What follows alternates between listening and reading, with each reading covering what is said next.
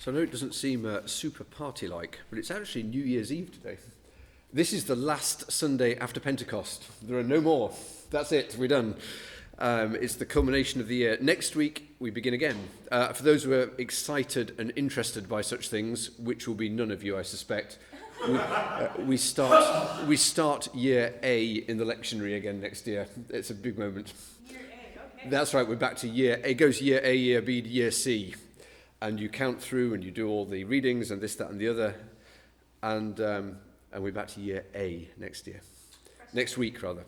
And this is also I thought it was the Sunday of Christ the King, but it's actually the Sunday of the reign of Christ, which I didn't totally realise. And so I was dwelling a bit on kings. And it's actually been, if you read the stories and hear the stories this week, it's actually been a bad week for kings. Mr. Trump, who probably counts as a king for the purposes of this sort of... He thinks himself as one anyway. Well, that's what he thinks he's one for sure. So in that case, I think he counts. And he's the stories that have been told about him this week have, sort of started to eke away at his position. As a true Brit, Prince Andrew is a member of the royal family. He also, his morals, his judgment, his abuse of others, whether it's proven or unproven or whatever, at best, there's an unwillingness to stand up for the oppressed and the weak and those who are being trafficked, and to be on the side of the rich and the powerful. And at worst, much, much, much worse. The stories that the CBC has been telling this week about the Catholics in Vancouver and their really brave step, I think, to confess the abuse by clergy and actually say that we're going to put the people and the victims ahead of necessarily protecting clergy. All these stories kind of say it's not been a good week for the kings and the powerful. And I'm sure there are many, many, many more stories that are not told and not public and not out there. So at the end of this liturgical year, over the last few weeks, I have found myself wondering more and more why for this New Year's Eve party the church is mostly empty. And I'm sure most of the churches on the West Island are mostly empty today. Probably most of the Anglican and Catholic churches in Quebec are mostly empty. Pardon? No way. Yeah, for sure. And because we've been through, talking about stories, we've been through pretty much the whole story of Jesus as told by Luke. The casting out of demons, the miracles, the healing, the teaching through parables, the traps that he was set. We've met those to whom salvation came. We've met the Pharisees as Jesus called out their greed and hypocrisy and making the system exist to serve them and, enjoying the seats at the high table, but not really serving those who they should have serving. I mean, last week with Zacchaeus, if I go with my interpretation, or not my, but the past tense interpretation of Zacchaeus, the last paragraph was, look, you guys, the Pharisees, take money from people. Zacchaeus, who's the tax collector, actually, he's the one who's following the law around here. So we've talked of lost sheep and unjust stewards and faith and so on. But we've also talked of the cost of discipleship, of not even having time to look back, that there will be decision, that it means really, really giving up what stops us being with God. And the stories were there that Jesus' message, I guess, is that God is there direct for all, not just through priests and whatnot, but that salvation is available, even though it might not be what you think. Salvation is available. And all of this, hopefully in the sermons, not just my talks, but the ones that Dorothy gave and Amy gave and so on about the gospel, they are quite relevant. So I don't believe that churches are empty because the story of Jesus as told by Luke is not relevant today, is not alive today, and that the issues that he grappled with as the Son of God are totally different to the issues we have today. I don't think they are. I think they're the same. So if meeting with God is still relevant, well, what of meeting with people? There are more people alive today than have ever lived on the planet, which is an interesting fact for those of you who like exponential maths. it's easier than ever to contact people with this. I could, if I wanted, call my brother in England and my friend in Australia, and they probably wouldn't thank me because they're probably asleep, but you could if you wanted to. I can talk to people. I texted Ryan this week, who's in Vancouver. Like, it's never been as easy to contact people. But on the other hand, maybe people are more objectified, and this communication is more, just sort of transactional than it's ever been. And maybe there are fewer places to meet real people in all the messiness and the glory of that. And there's more and more, as we saw when we talked to folks on the West Island, there's more and more loneliness and isolation and people wondering what life is all about.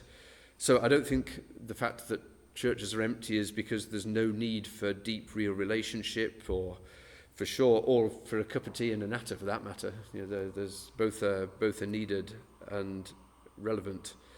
So I don't think there's a lack of need of connection with other human beings still. So maybe we're not enabling people to worship. I mean, there seems to be no shortage of a real yearning for God and the mystery of faith and life in its fullness. And it feels to me that there is ample beauty and meaning in the music. There's plenty of stillness in prayer. There's the liturgy is, it's good. It's been proven for a while. There's a lot of meaning in there. Maybe even the sermons sometimes make you think. You never know. So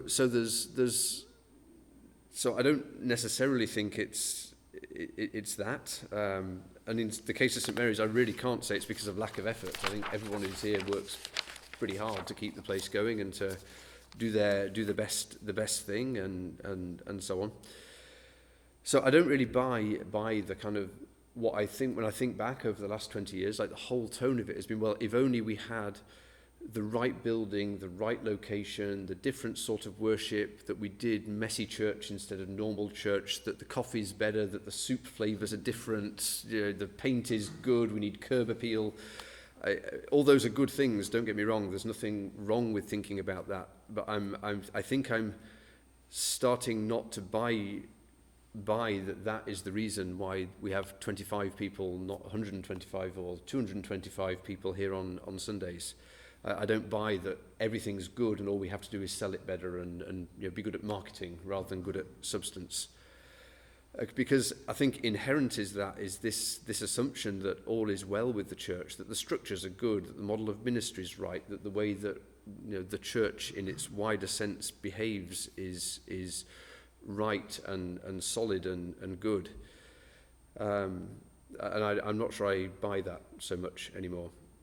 But I really do not believe that God has abandoned us, the people of St Mary's, the people who faithfully worship, or the church, and nor that he ever will, because that's not his way, that's not what's promised in the Bible, that's not what's promised anywhere.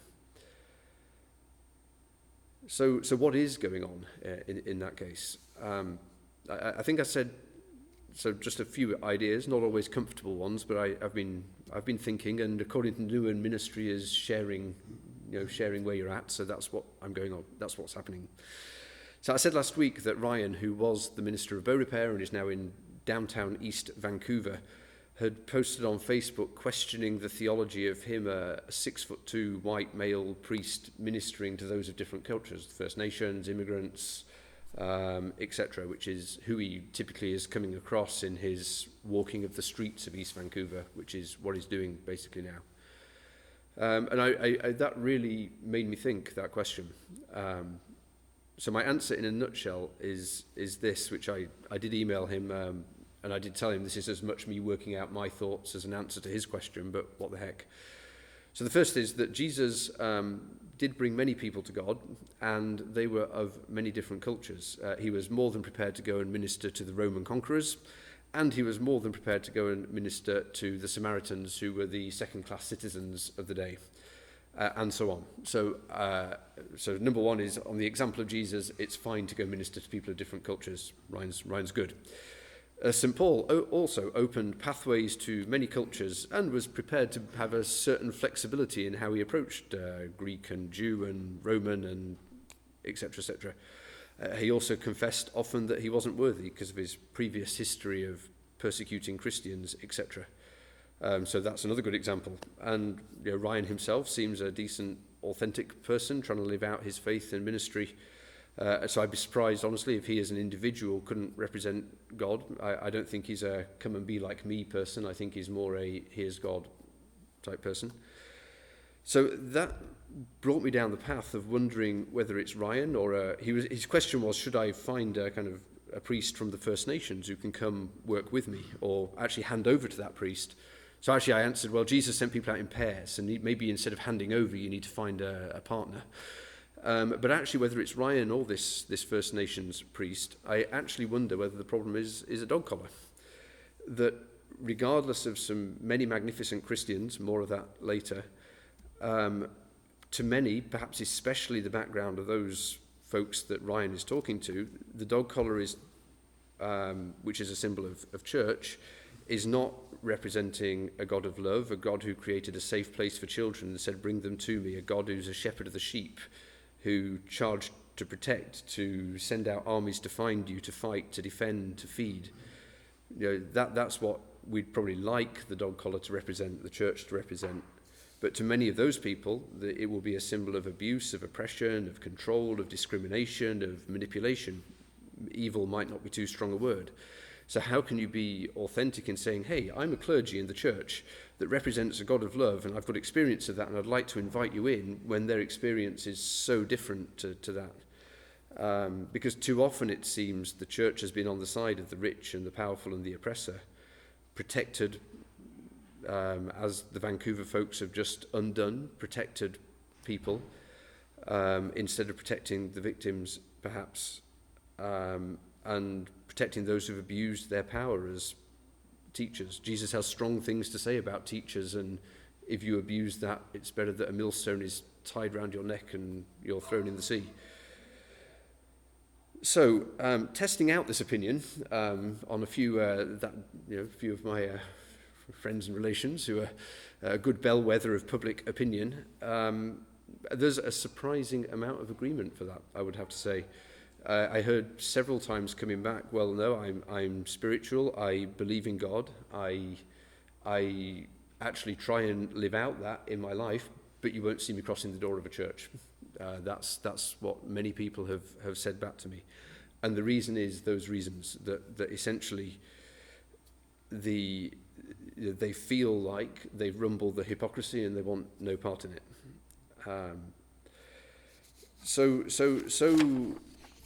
And I think although all of them accept and believe that we're all human, people in the church, people outside, we all sin, and that they, I think, and me, would believe in forgiveness and mercy and restoration. But they're also saying, but there are also kind of corporate sins which are a bit of a tipping point and actually a real block to connecting with God. So what do we do? I dream a bit, and I throw these thoughts out there not because I really think they're going to happen, but what's the symbol that says that we really are different now? Should we throw away clergy robes and dog collars and mitres and beautiful white things and all the things that say that clergy are different and not the same? Should clergy follow the teaching of last week's epistles and be tent makers as well as disciples? Jesus did say that the worker deserves his pay, but St. Paul also said, well, when I came to you in Thessalonica, I made tents. I'm not going to be a freeloader. I made sure that I was not a burden to you. I had this beautiful dream of what if we make all of our clergy be Uber drivers 2 days a week and actually get out there and meet people and have to interact with people and talk to people who are not church people. And I just wondered what a difference that would make. Never mind the beauteousness to the church finances of paying for 2 days a week less of ministry and so on. If Bishop Mary watches this and makes her clergy become Uber drivers, you heard it first here. I'm not sure I truthfully expect it to happen, although I actually don't think it's quite as crazy as it sounds. And maybe more locally, we talked a bit this week about, well, what does St. Mary's mean? What's good about it? What should we be putting on the website to portray it? And someone said, St. Mary's is a safe space to meet God and each other. And I think that's a beautiful and great thing, that's how it, and I think that's how it should be. But I think we have to acknowledge that for many people that has not been their experience of church, that it was not for them a safe space. So maybe we have to start by meeting people where they're at their opinions, not justifying that we're okay really, or that we're immune, or that it's not like that really and it's all wrong, but listening and confessing our bit in that, and fighting really hard that this will not be our way for as much as we're able, that we will have a safe space, we will represent Christ as we can, and we will acknowledge that we want to be different and pray that we can be. So, because although, there's much that, I've talked a lot about the dark side, but there's much that's very beautiful, loving, real acts of sacrifice, real people living out the servant song. And these are really good things. And in a world that needs connection and pain healing and hurt healing and needs God, I believe that there is a conduit there to be had somewhere.